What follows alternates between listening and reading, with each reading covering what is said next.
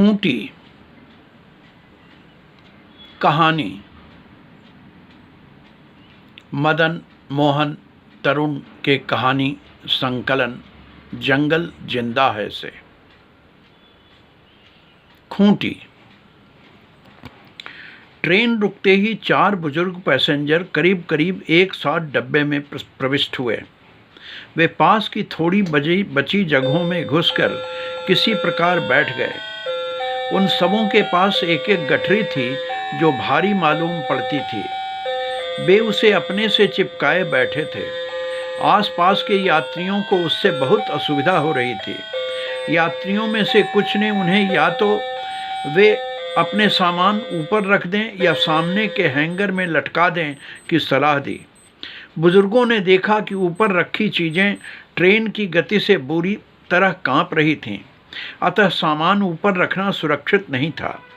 Hanger को वे चारों पहले देर तक घूरते रहे। उनमें से एक अपना सामान दूसरे बुजुर्ग को थमाकर हैंगर के पास गया।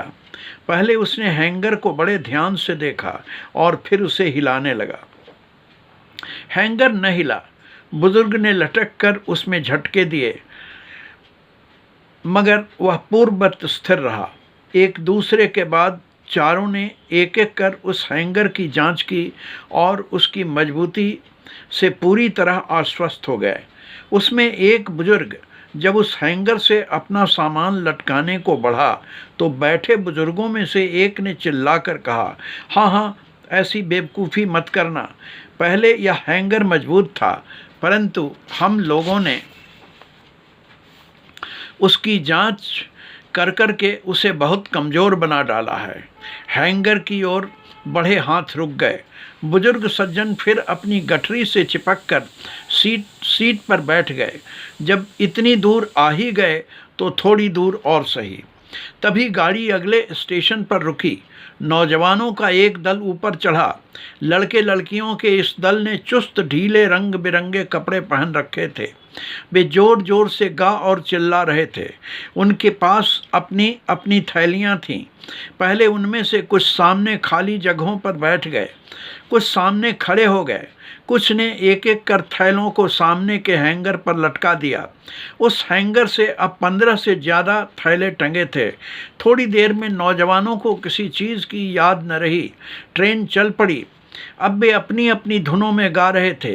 गाने की लय या धुनों में कोई एक सूत्रता नहीं थी। कोई बहुत तेज आवाज़ में गा रहा था तो कोई गुनगुना सा रहा था। कोई गीत की पंक्तियों को अजीब टेढ़े मेढ़े अंदाज में गाया जा रहा था। धुनों एक बेसुध सा माउथ हार्गन बजाया जा रहा था। एक डब्बे की दीवार पर ताल दिए जा रहा था। एक चाबियों का गुच्छा झनझनाया जा रहा था। अब वे नौजवान उस डब्बे के यात्रियों के आकर्षण का केंद्र बन चुके थे। नौजवानों को इनमें से कोई मतलब नहीं था। वे सब के सब अपनी मस्ती में बेसुध थे। परंतु वे चारों बुजुर्ग न तो उन नौजवानों को देख रहे थे, न उनके गानों या उनकी मस्ती से उनका कोई मतलब था। उनकी निगाहें हैंगर से लटकी उन 20 थैलियों पर लगी थी जो ट्रेन की गति से बुरी तरह हिल रही थीं। उन्हें लग रहा था गिरे तो पता चले इन बच्चों को। तभी गाड़ी अगले स्टेशन पर रुकी। नौजवान फुर्ती से उठे। सबों ने एक एक कर अपने अपने थैले अपने कंधों पर लटकाए और वैसे ही नाचते गाते चलते बने।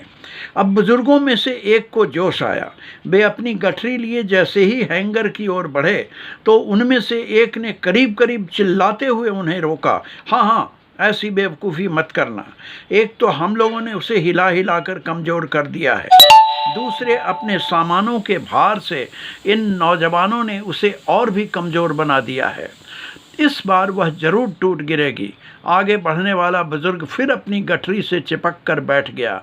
गठरी वे चारों अपने से भारी गठरियों को संभालने में इतने व्यस्त हो चुके थे कि उनके लिए शेष सब कुछ महत्वहीन हो चुका था। वे अपनी गठरियों से अब तक इस तरह बुरी तरह चिपक चुके थे कि उनमें और गठरी में अंतर करना कठिन हो गया था। मदन मोहन तरुण।